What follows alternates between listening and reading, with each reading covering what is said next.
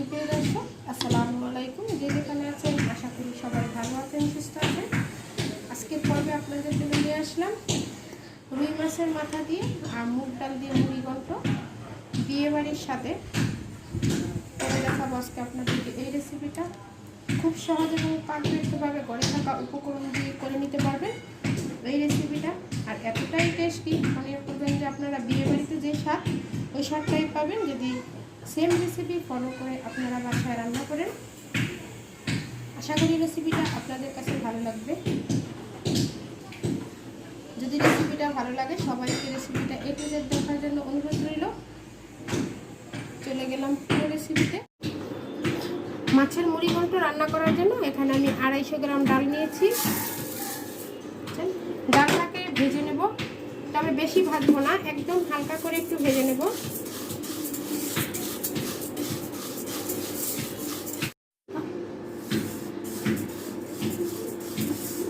ডালটা ভাজা হয়ে গেছে, এখন এটাকে নামিয়ে খুব ভালো করে কষলে কষলে ধুয়ে নেব।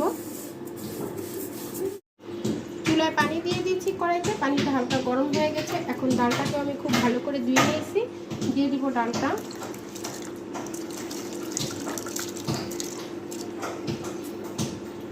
বেশি পানি দেওয়া যাবে না, তো পাচ্ছেন আমি যেই পরিমাণে পানি দিয়েছি।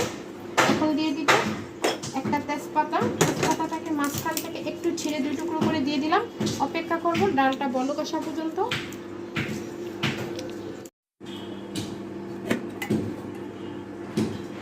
ডালটা বলক চলে এসেছে, আর এখন ডালের সাইডে যে ফেনাগুলো আছে এগুলো আমি উঠিয়ে ফেলে দেব।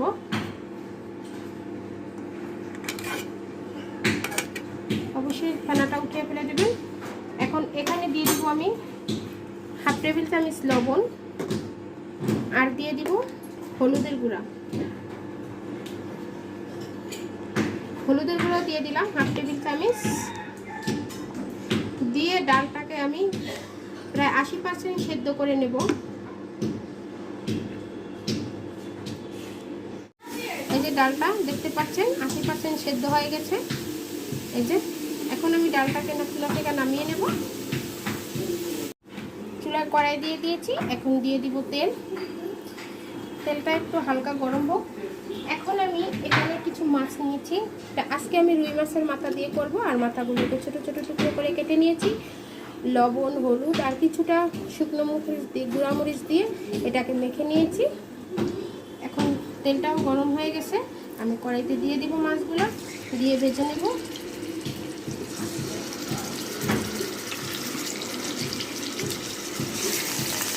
আপনারা চাইলে কাতলা মাছের মাথা দিয়েও করতে পারেন। দিয়ে দিলাম। মাছ ভাজা হয়ে গেছে, এখন আমি উঠিয়ে নিব। বেশি লাল করে ভাজলাম না, হালকা করেই ভেজে নিলাম। সবগুলো মাছ এভাবেই আমি ভেজে নেব। মাছ বলতে যে মাছের মাথাতে কাটা কুটা সেটার কথাই বলছি। এই যে দেখুন এখন উঠিয়ে নিতেছি। বাকি যে মাছগুলো আছে ওগুলোও ঠিক একইভাবে ভেজে নেব। এখানে মাছ ভাজা হয়ে গেছে, ওই তেলেই আমি দিয়ে দিব গোটা জিরা, দিয়ে দিব 3টা শুকনা মরিচ,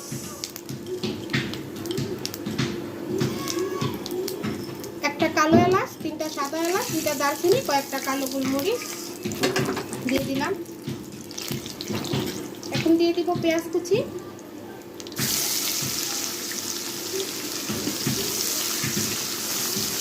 পেঁয়াজ কুচিটা দিয়ে একটু ভেজে নেব, তবে একদম লাল করে ভাজবো না, হালকা করেই ভেজে নেব।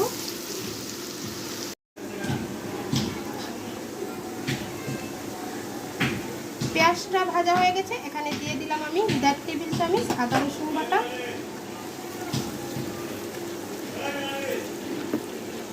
দিয়ে দিলাম 1 টেবিল চামচ লবণ, কারণ আগে আমি ডালটা সেদ্ধ করার সময় লবণ দিয়েছি।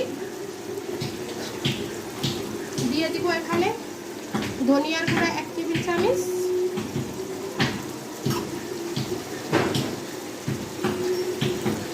হলুদের গুঁড়া দিয়ে দিব 1/2 টেবিল চামচ, শুকনা মরিচের গুঁড়া দিয়ে দিব 1/2 টেবিল চামচ,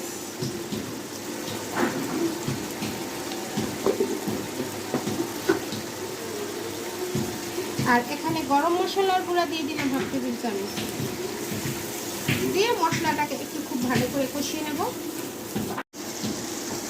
মশলাটা কষানো হয়ে গেছে, এখন দিয়ে দিব আমি কাঁচামরিচ কুচি। এখানে 3টা কাঁচামরিচ কুচি করে দিয়ে দিলাম। আর দিয়ে দিব একটা টমেটো ছোটো সাইজ করে কেটে নিয়েছি।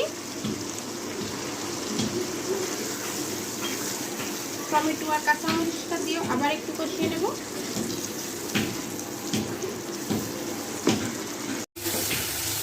মশলাটা কষানো হয়ে গেছে, দেখতে পাচ্ছেন একদম তেল ছেড়ে দিয়েছে। এখন দিয়ে দিব আমি সেই ভেজে রাখা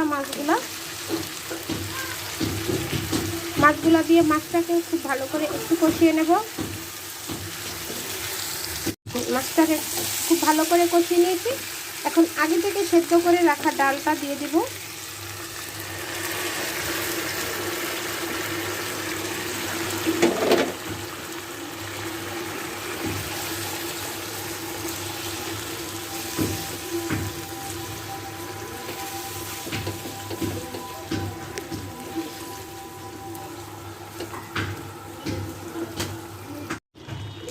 ডালটা যেহেতু এখানে 80% সেদ্ধ করা আছে, তাই এখানে পানির পরিমাণটা কম দেব। তো দিয়ে দিব 1/2 টেবিল চামচ ভাজা জিরার গুঁড়া, দেখতে পাচ্ছেন দিয়ে দিলাম। এখন আমি এখানে গরম পানি দিয়ে দেব। গরম পানি দিয়ে দিব আমি এর বেশি দেব না। বেশি পানি দিতে গেলে দেখা গেছে কি যে ডালটা একদমই গলে যাবে। এখন এটাকে ঢাকা দিয়ে রান্না করব আমি 10 মিনিট। ফিরে এলাম 10 মিনিট পরে।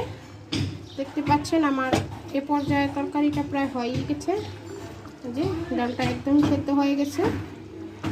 আর আপনারা কীরকম গ্রেভি রাখবেন সেটার উপরে ডিপেন্ড করবে, কতটুকু পাতলা রাখবেন না ঘন রাখবেন। এখন আমি এখানে দিয়ে দিব ধনিয়া পাতা কুচি। অবশ্যই ধনিয়া পাতা কুচিটা দেবেন শেষ পর্যায়ে, তাহলে দেখবেন যে ফ্লেভারটা খুব ভালো আসবে। আর যদি ধনিয়া পাতা কুচি হাতের কাছে না থাকে তাহলে একটু সামান্য গরম মশলা দিয়ে দিবেন। গরম মশলার গুঁড়াটা যদি লাস্ট পর্যায়ে দেন তাহলে দেখবেন খেতে খুব ভালো লাগবে। এখন এটাকে আমি একটু ঢাকা দিয়ে রেখে দেবো, তারপর আপনার চুলা থেকে নামিয়ে আপনাদেরকে পরিবেশন করে দেখাবো। এই যে দেখুন আমি একটা বাটিতে পরিবেশন করে নিয়েছি। কতটাই লোভনীয় হয়েছে, দেখতে যতটা লোভনীয় খেতে কিন্তু ততটাই মজা। আশা করি আজকের রেসিপিটা আপনাদের কাছে ভালো লেগেছে। যদি ভালো লেগে থাকে তাহলে অবশ্যই আমার রেসিপিটা বেশি বেশি করে শেয়ার করবেন। যারা ফেসবুক পেজ থেকে দেখছেন আমার পেজে একটা লাইক দিয়ে ফলো দিয়ে রাখবেন, তাহলে যখনই আমি কিছু ছাড়বো আপনারা খুব সহজে পেয়ে যাবেন। আর যারা আমার ইউটিউব থেকে দেখছেন, আমার চ্যানেলে নতুন, এখনও চ্যানেলটা সাবস্ক্রাইব করেননি, অবশ্যই আমার চ্যানেলটা সাবস্ক্রাইব করে পাশে থাকা বেল আইকনটা ক্লিক করে দেবেন। তাহলে আজকে এই পর্যন্তই। সবাই ভালো থাকবেন, সুস্থ থাকবেন। আল্লাহ হাফেজ।